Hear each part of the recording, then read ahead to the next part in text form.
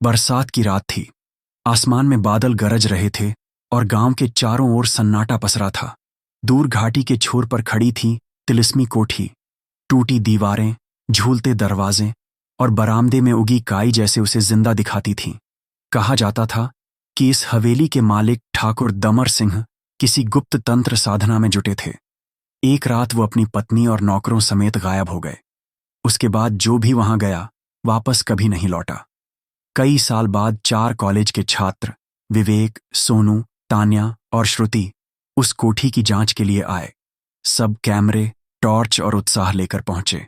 विवेक बोला, अगर भूत असली हैं तो आज हम वीडियो सबूत लेकर ही लौटेंगे। कोठी का मुख्य द्वार अपने आप खुल गया, जैसे कोई इंतजार कर रहा हो। अंदर की हवा में सर्दी और सीलन थी। दीवारों पर पेंटिंग्स टंगी थीं, हर चेहरा डरा हुआ। एक कोने में पुराना पियानो रखा था, जो अपने आप थोड़ा थोड़ा बजने लगा। तान्या ने फुसफुसाया, किसी ने इसे छुआ भी नहीं। अचानक ऊपर से कदमों की आवाज आई, बड़ी भारी, जैसे लोहे की जंजीरें घसीट रही हों। चारों डरकर दीवार के पास सिमट गए। तभी ऊपर से एक बूढ़ा सा आदमी उतरा, जिसके चेहरे पर मांस नहीं था, बस हड्डियां, हाथ में लालटेन और आंखें अंगारों जैसी।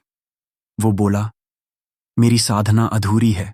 जिसने मेरी कोठी छेड़ी उसे मैं अपने साथ ले जाऊंगा। सोनू ने चिल्लाते हुए बाहर भागने की कोशिश की, मगर दरवाजे अपने आप बंद हो गए। दीवारों पर लिखा उभरा, ये कोठी अब तुम्हारी भी है।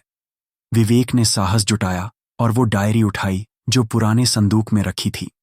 पिछले पन्नों पर लिखा था, अनंत जीवन पाने के लिए मैंने अपने प्रियजनों का बलिदान दिया, पर आत्मा अधूरी रह गई। अब हर 100 साल में कोई आएगा जो मेरी जगह लेगा। तान्या कांपते हुए बोली, वो तभी मुक्त होगा जब कोई उसकी जगह खुद मरना चाहे। ठीक उसी समय ठाकुर की आत्मा कमरे के बीचों बीच जैसे आग से बनी आकृति बनकर प्रकट हुई। बिजली चमकी, छत हिलने लगी और सब कुछ जलने की गंध आई। श्रुति को होश नहीं रहा, वो गिर पड़ी। विवेक ने घबराकर कहा, मुझे ले जा, बस बाकी सबको छोड़ दे। हवेली में गूंजती हंसी आई, तुमने चुना है, अब वचन पूरा होगा। अचानक भयंकर हवा चली, दीपक बुझ गए और सब कुछ काला हो गया। जब आंखें खुलीं तो सुबह हो चुकी थी। हवेली शांत थी, दरवाजे खुले हुए थे। तान्या, सोनू और श्रुति बाहर जाग रहे थे, पर विवेक नहीं था। वे चिल्लाते हुए उसे ढूंढते रहे, पर कोई निशान नहीं मिला। बस ठाकुर की पुरानी पेंटिंग के चेहरे पर अब विवेक का चेहरा था, मुस्कुराता, मगर आंखों में मौत का सन्नाटा। तीनों किसी तरह गांव लौट आए, पर जब जब रात होती, हवेली से पियानो की वही धीमी धुन बजने लगती और विवेक की आवाज सुनाई देती, मैं यहां हूं, अभी अधूरा हूं। तब से रायगढ़ घाटी के लोग कहते हैं, तिलिस्मी कोठी अब किसी को नहीं खाती, बस इंतजार करती है अगले जिज्ञासु का जो उसे फिर से छेड़ देगा। और शायद तब ये कहानी फिर से शुरू होगी।